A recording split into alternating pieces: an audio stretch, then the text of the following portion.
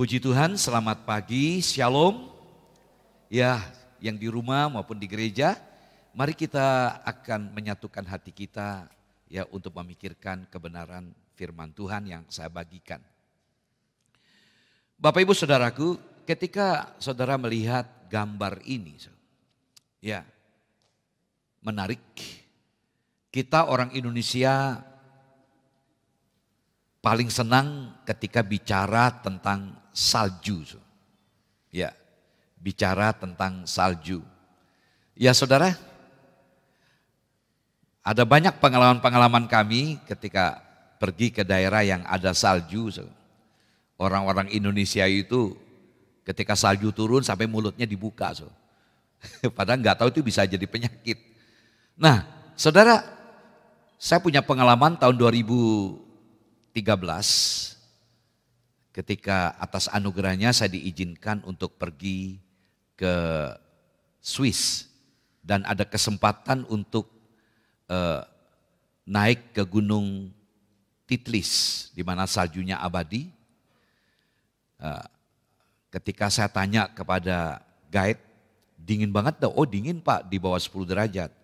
Sehingga saya antisipasi dengan sweater, jaket yang tebal, jadi bajunya 4 lapis. Naiklah dengan sukacita. Dan memang ada kereta gantung yang menarik saya, yang tertua di dunia ini. Kita naiki itu sampai ke puncak. Lalu ketika menjalani prosesi semua, sudah dipinjamin alat ski, ingin belajar sekalian, tiba-tiba dada saya sesak, keluar keringat dingin. Wah saya ini bingung, apa ini akhir dari hidup saya. Ya saudara, sehingga saya mundur, saya bilang dengan teman-teman, saya nggak jadi. Kenapa? Nggak tahu nih kok sesak. Nah, rupanya memang oksigennya kurang di atas puncak. Setelah ditelusuri, teman saya bilang, Bapak pakai baju terlalu tebal. Karena jaket saya sudah tebal banget. Karena pemberian dari teman hamba Tuhan dari Korea Selatan, tebal memang khusus untuk daerah dingin. Ketika saya lepaskan, segar lagi. Apa yang saya ingin bagikan? Kadang-kadang kita seperti apa yang saya alami ini. Kita mencoba dengan kekuatan kita, dengan kehebatan kita untuk mengantisipasi apa yang akan kita hadapi dalam hidup ini. Ya saudara, tapi kenyataannya justru bukan baik, bahkan saya tidak menikmati sehingga saya tidak ada, memang saya suka foto ya, sehingga saya tidak punya gambar diri saya ketika ada di ski teman-teman saya pada sukacita bermain, saya cuma duduk nongkrong menonton mereka. Saudaraku, sering kali kita juga seperti itu.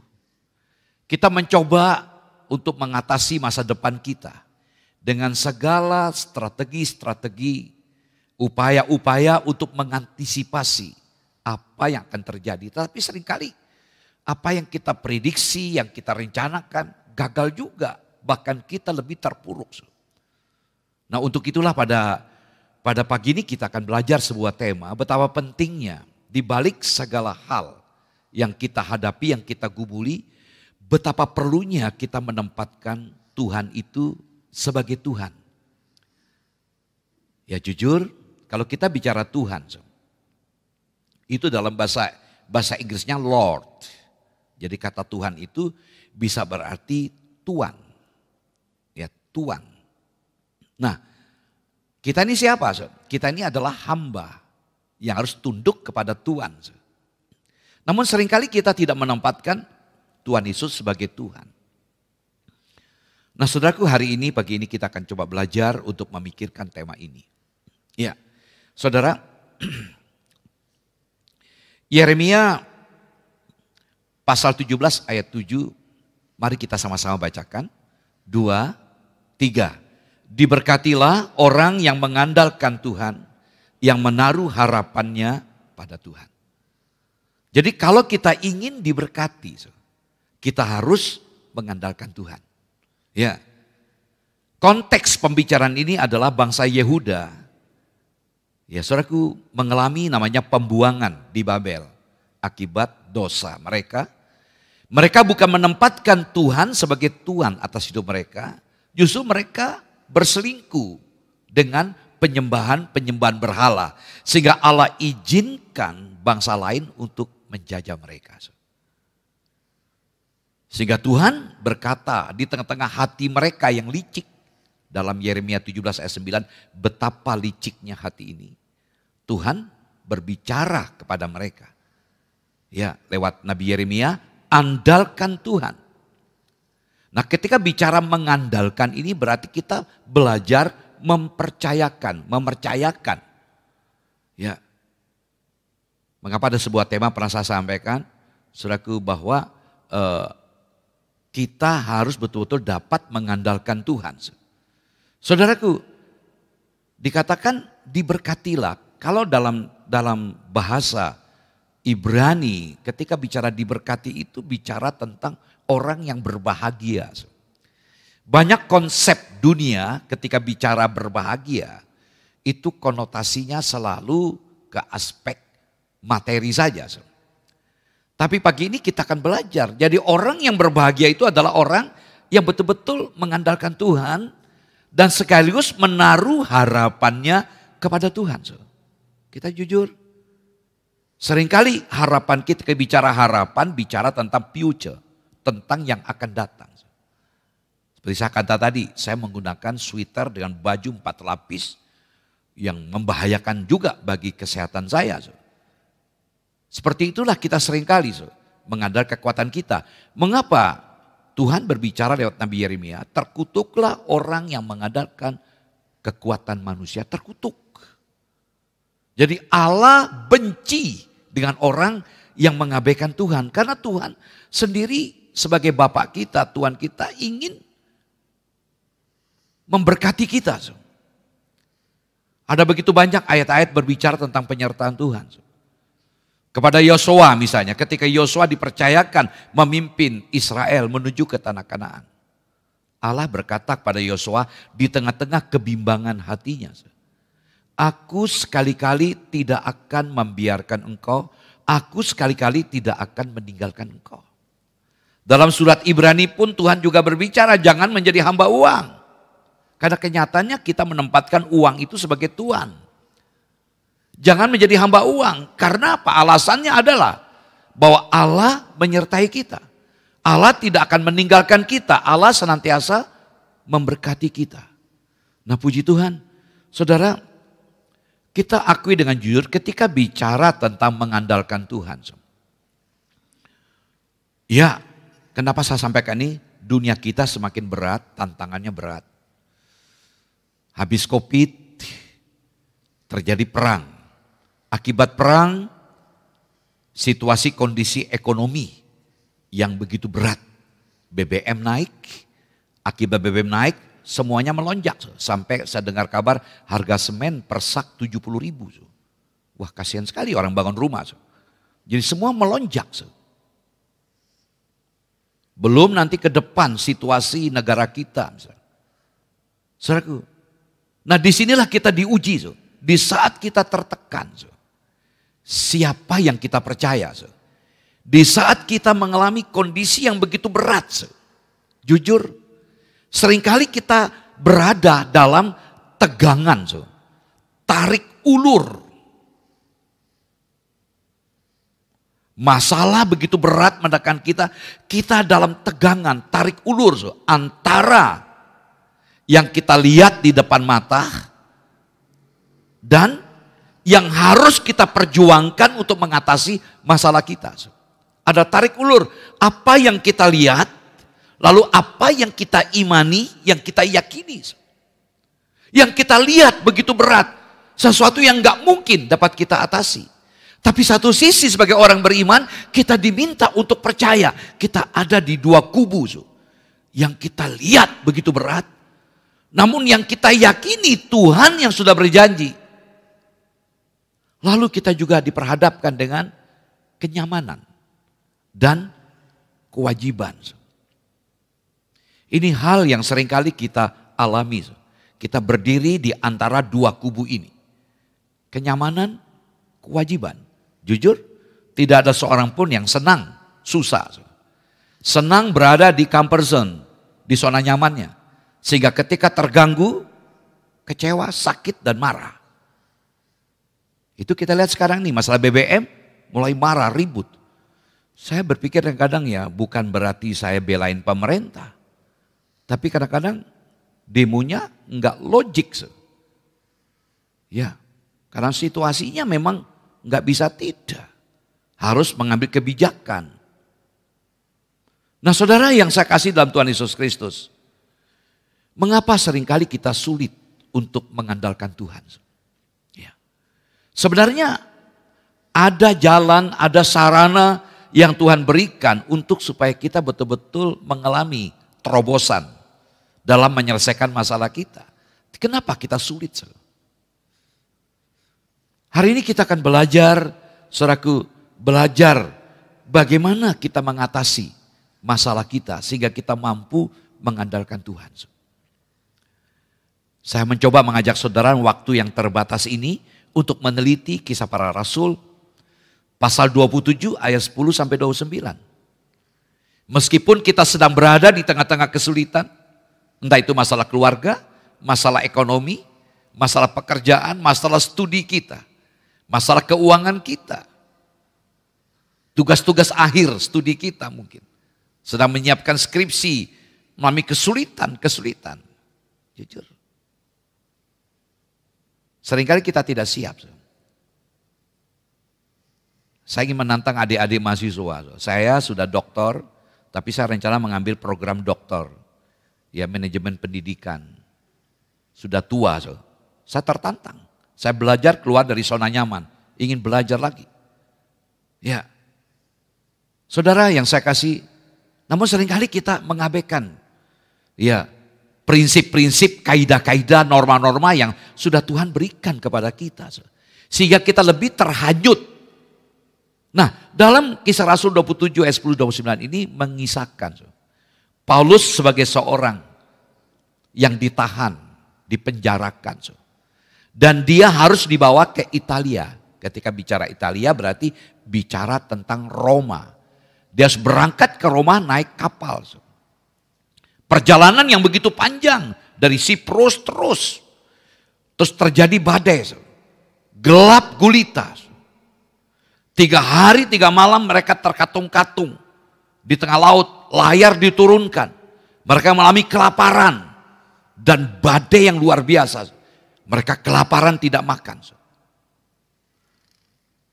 Kalau kita diposisikan seperti Paulus, dia sudah dipenjara bukan melakukan kriminal. Dia dipenjara oleh karena melayani Tuhan. Dia dipenjara ingin melakukan yang terbaik bagi Tuhan. Lalu dipindahkan ke Roma. Lalu mengalami badai. Saya tidak bisa bayangkan perasaan hati Paulus kayak apa. Hari ini kita akan coba belajar.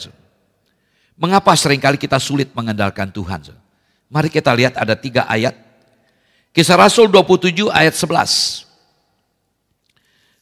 Kisah Rasul pasal 27 ayat 11. Tetapi perwira itu lebih percaya kepada jurumudi dan nahoda daripada kepada perkataan Paulus. Paulus ingatkan ya, mereka untuk betul-betul dapat percaya kepada apa yang dikatakan sehingga mereka mengandalkan Tuhan. Tetapi orang yang di kapal ya dikatakan 11 termasuk perwira ya, saudaraku, lebih percaya kepada jurumudi dan nahoda. Ini yang kita lihat yang pertama. Kenapa seringkali kita sulit mengandalkan Tuhan? Kita lebih percaya dengan, maaf, bukan berarti kita tidak butuh nasihat. Oh butuh, di Amsal mengajar kepada kita. Tapi kadang-kadang nasihat orang itu belum tentu tepat. Kita mencari dukungan, mendengar nasihat dari orang-orang yang tidak tepat. Dengan kata lain, yang bukan ahlinya. Kita perlu waspada. Hari-hari ini kita bisa banyak ditipu oleh sesuatu yang sebenarnya nggak benar lewat YouTube. Yang nggak benar karena diulang-ulang terus menjadi sebuah kebenaran. Dan kita yakini pada itu hoax. Kita masukkan di hati dan kita coba praktekkan. Padahal itu bisa membahayakan. Ini yang pertama.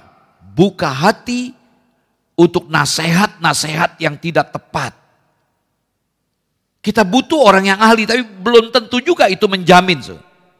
Kita butuh nasihat. Mengapa seringkali kalau ada yang minta nasihat ke saya katakan, saya berikan masukan begini, begini, begini. Tapi kamu tetap menguji apa yang saya sampaikan dan harus digumuli apa yang Tuhan mau. Jadi jangan menerima mutlak apa yang saya katakan. Saya cuma membuka pengertian, pemahaman. Yang penting kamu nanti akan putuskan apa yang saya sampaikan ini. Tentu dengan Tuhan. Yang kedua, dalam ayat 12.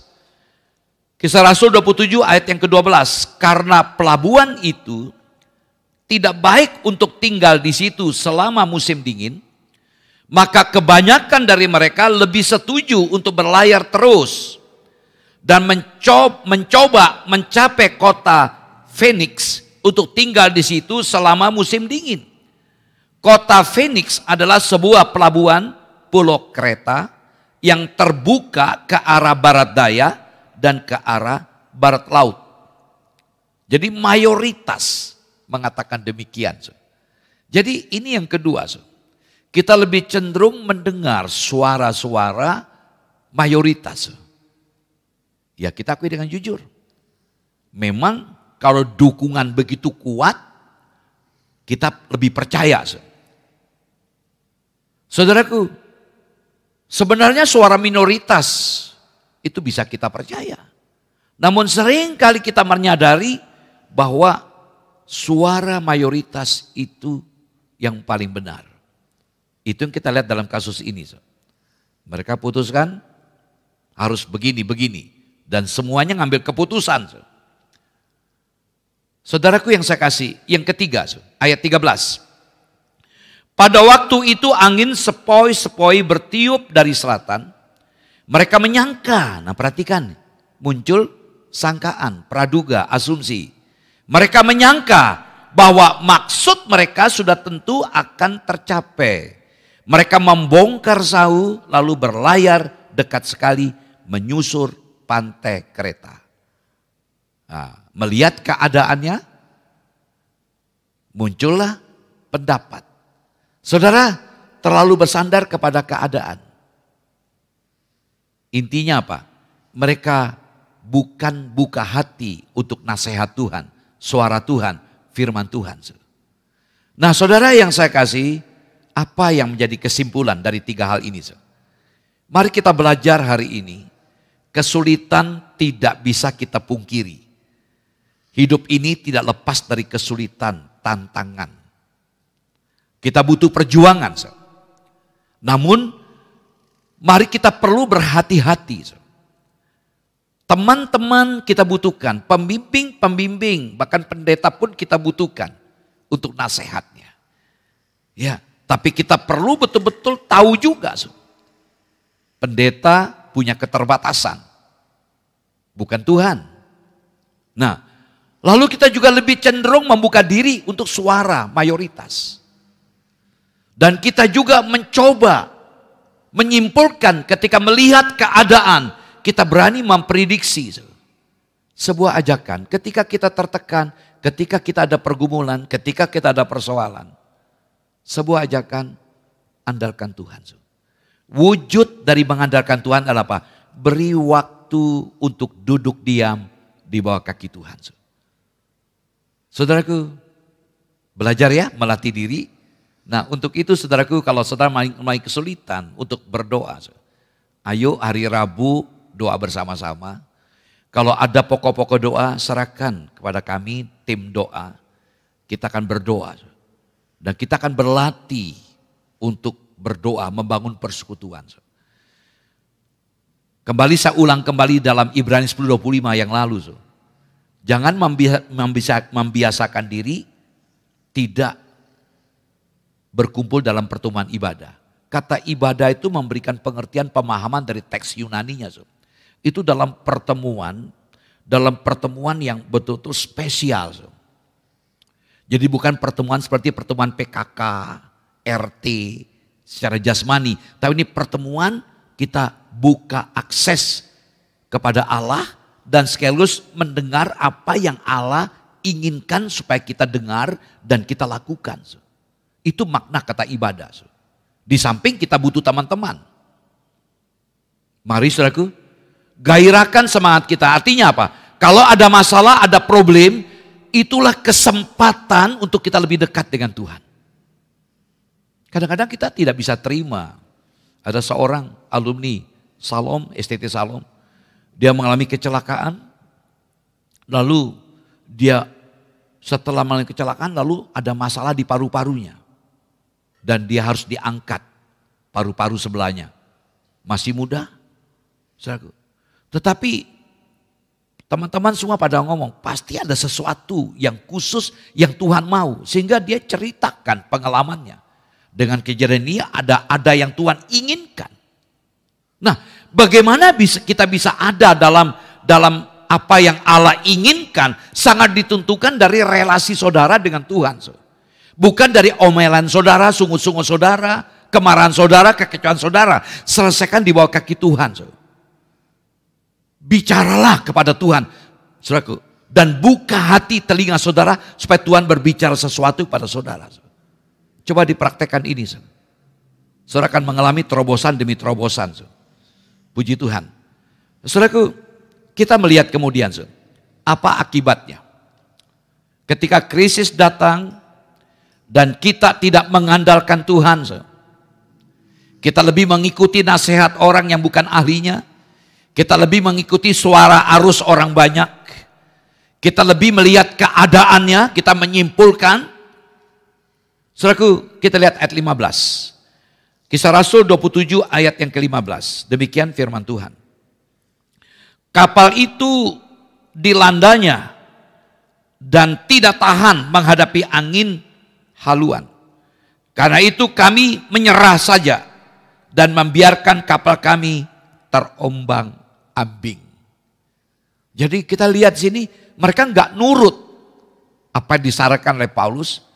Sehingga mereka mengalami situasi yang tidak baik. Dikatakan kapal mereka terombang-ambing. Pada tujuan mereka adalah ke Roma. Ini memberikan pesan kepada kita. Ketika kita mencoba menggunakan kekuatan kita.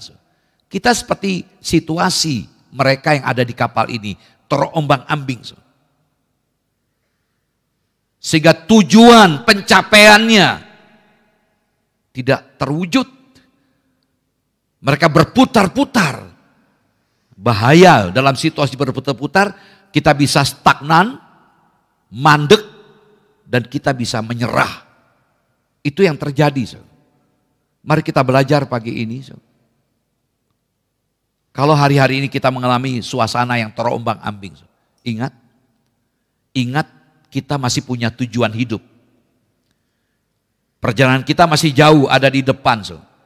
Jangan kita gampang terkondisi karena keadaan kita. Kita punya tujuan. Kalau kita bicara dalam pekerjaan, kita punya tujuan juga. Kenapa kita bekerja?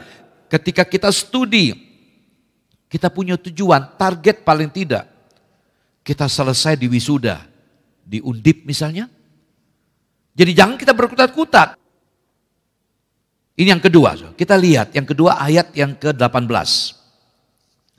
Kisah Rasul 27 ayat 18. Karena kami sangat hebat diombang-ambingkan angin badai, maka pada keesokan harinya mereka mulai membuang muatan kapal ke laut. Padahal ini tentu barang-barang berharga. Dan kalau tidak dibuang, tenggelam. Saya tidak beralegori, ini memberikan pesan kepada kita. Nilai-nilai yang kita miliki di dalam Tuhan bisa kita lepaskan juga. Karena masalah yang kita hadapi. Kita mulai kompromi. Yang begitu kita pegang, yang kita taati, karena tidak tahan dengan hidup ini. Ada suara-suara sumbang yang ingin memberikan pengaruh. Ini loh caranya yang terbaik. kita belajar hari ini, apapun suasana hati kita. Hari ini kita akan belajar jangan sampai nilai-nilai yang sudah Tuhan taruh lewat firman-Nya dalam hidup kita lepaskan. Mari kita jaga integritas kita. Kasus yang heboh di negeri kita Indonesia. Sudah hampir sebulan begitu heboh. Semua oleh karena hanya materi. Terkuak segala sesuatu yang tersembunyi tadinya. Sebenarnya sudah ada samar-samar, tapi buktinya semakin kuat. Padahal minta maaf, mereka adalah anak-anak Tuhan.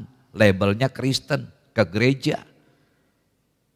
Mengabaikan integritas demi karena duit, uang, dan kuasa jabatan. Saudaraku, yang ketiga, ini akibat. Ayat 20. Kisah Rasul pasal 27, ayat yang ke-20. Setelah beberapa hari lamanya, baik matahari maupun bintang-bintang tidak kelihatan, dan angin badai yang dahsyat terus-menerus mengancam kami, akhirnya putuslah segala harapan kami untuk dapat menyelamatkan diri kami. Putus asa, putus harapan. Jadi ketika kita mengabaikan Tuhan, kita berjalan dengan kekuatan kita, kita bersandar dengan kehebatan kita, dengan segala prediksi-prediksi kemampuan manusiawi, hasilnya kekecewaan, putus asa, putus harapan. Dunia mencoba menggeser. Dan sehingga apa? Tekanan hidup yang begitu berat. Tidak kuat. Jujur aja, sekuat apapun kita sebagai manusia. Kalau kita berjalan dengan kekuatan dan kemampuan kita, hasilnya adalah putus asa.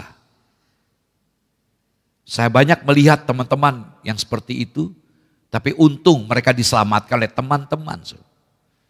Ada yang saya kenal, preman, baru tikung. Ya, wah, sadis dan kejam. Chinese, kejam. Tapi akhirnya dalam segala kehebatannya dia, Tuhan tarik dia. Nah, saudaraku yang saya kasih, jadi kita bagaimana efek akibat dari mengandalkan kekuatan sendiri. Nah, sekarang kita melihat, saudaraku, bagaimana sikap kita. Bagaimana sikap kita dalam mengatasi masalah kita. Ya, kita akan belajar di sini dari Rasul Paulus. Ya, inilah ujian bagi setiap orang-orang percaya. Masalah itu adalah sarana. Masalah adalah instrumen. Problem adalah alat. Seringkali kita tidak sadar. Seringkali kita anggap masalah problem itu adalah kutuk mungkin. Sesuatu yang tidak baik. Sebenarnya enggak begitu juga. Roma 8 ayat 28. Allah turut bekerja dalam segala sesuatu. 1 Korintus 10 ayat 13. Pencobaan kita alami bukan pencobaan yang luar biasa. Biasa saja. Allah setia. Dan Allah akan memberikan solusi, jalan keluar terbaik. Artinya tidak ada masalah yang tidak dapat kita atasi di dalam Tuhan. Karena Tuhan turut bekerja. Dalam Filipi 4 ayat 13. Aku cakap menanggung segala perkara dalam Dia yang memberikan kekuatan kepadaku. Hari ini kita belajar bagaimana perspektif, cara pandang, sudut pandang kita atas setiap masalah yang kita hadapi. Itu merupakan ujian, sarana untuk kita belajar untuk bertumbuh dewasa di dalam Tuhan. Saat kita mengalami masalah atau krisis, bagaimana kita menanggapinya? Bagaimana kita menanggapinya? Saudaraku, apa yang menyebabkan Paulus dia tetap kuat walaupun dia dicap sebagai narapidana dan juga sebagai seorang saudaraku yang sedang terkatung-katung di kapal sebagai hamba Allah. Nah, kita belajar ada 3 hal. Ini akan membuat kita bisa mengandalkan Tuhan. Pertama, ayat 22 sampai 23. Kisah Rasul 27 ayat 22 sampai 23. Tetapi sekarang, menarik ya. Jadi ada kelanjutan, sesuatu yang kontras dari apa yang terjadi di atas, ayat di atas. Tetapi sekarang juga dalam kesukaran ini, aku menasehatkan kamu supaya kamu tetap bertabah hati, sebab tidak seorang pun di antara kamu yang akan binasa, kecuali kapal ini. Karena tadi malam seorang malaikat dari Allah, yaitu dari Allah yang aku sembah sebagai miliknya, berdiri di sisiku. Apa yang membuat kita mengandalkan Tuhan? Walaupun berat masalah kita. Ketika kita punya keyakinan Allah hadir di tengah-tengah kita. Malaikat Tuhan diutus untuk meneguhkan Paulus. Saya begitu yakin dalam situasi yang panik itu Paulus mencari Tuhan. Dia beraudiensi, bertatap muka dalam doanya dengan Tuhan. Dia tidak terbawa, terhanyut karena situasi keadaan yang dia hadapi. Dia lebih menyerahkan isi hatinya, kesulitannya, pergumulannya kepada Allah. Sehingga malaikat Tuhan datang menghampiri dia. Paulus begitu yakin bahwa Allah hadir. Dan dia percaya Allah lebih besar dari masalah yang dia hadapi. Jujur, kenapa seringkali kita tidak yakin Allah itu ada di tengah-tengah kita? Karena kita lebih mempersoalkan masalah kita. Masalah kita besar. Kita lupa Allah itu lebih besar dari setiap masalah kita. Yang kedua, ayat 24. Kisah Rasul 27 ayat 24. Dan ia berkata, jangan takut Paulus. Ini kata malaikat Tuhan. Engkau harus menghadap kaisar. Dan sesungguhnya oleh karunia Allah, maka semua orang yang ada bersama-sama dengan engkau di kapal ini akan selamat. Karena engkau. Luar biasa. Jadi Paulus diteguhkan jangan takut. Ya, jangan takut karena tujuan Paulus adalah menghadap kaisar, yaitu di Roma, Italia. Saudaraku, jadi seorang yang betul-betul mengandalkan Tuhan, dia punya keyakinan Tuhan hadir dan dia punya tujuan hidup. Sebagaimana Paulus, dia harus ke Roma bertemu kaisar. Artinya apa, saudara?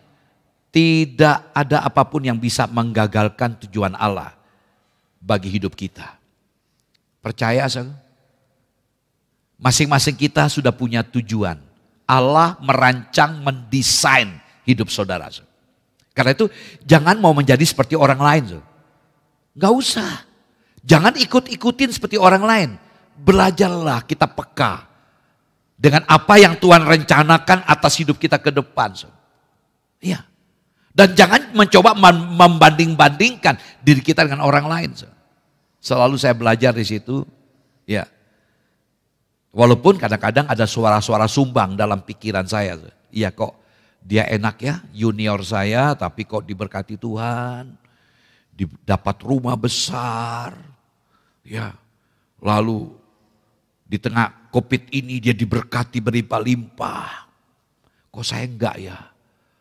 Dia dapat mobil, dia patah kaki, tapi dapat mobil mewah. Tapi saya tepis semua, enggak. Masing-masing orang sudah punya bagian. Mengukur hidup bukan karena apa yang kita capai. Apa yang menjadi tujuan hidup kita.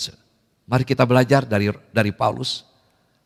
Paulus tetap ke Roma, bahkan yang ada di kapal semua selamat. Oleh karena ada Paulus. Mari saudaraku percayalah dan terus berharap kepada Tuhan. Ya, karena itu saudaraku belajar memahami. Nanti bulan November ada tema menarik sore hari untuk mahasiswa. Kita harus tahu apa menjadi tujuan hidup kita. Kalau kita tahu apa menjadi tujuan hidup kita, kita tidak gampang digoyangkan, diombang-ambingkan oleh situasi yang ada. Ya, tetap berjalan.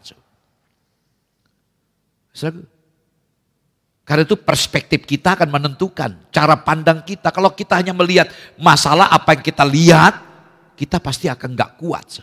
Tapi lihatlah Tuhan di balik masalah yang kita hadapi. Dia mampu menyelesaikan. Karena itu sebuah ajakan. Percayakanlah hidup saudara kepada Tuhan. Yang terakhir ayat 29. Ayat 29. Dan karena takut bahwa kami akan terkandas di salah satu batu karang, mereka membuang 4 sau di buritan. Dan kami sangat berharap mudah-mudahan hari lekas siang.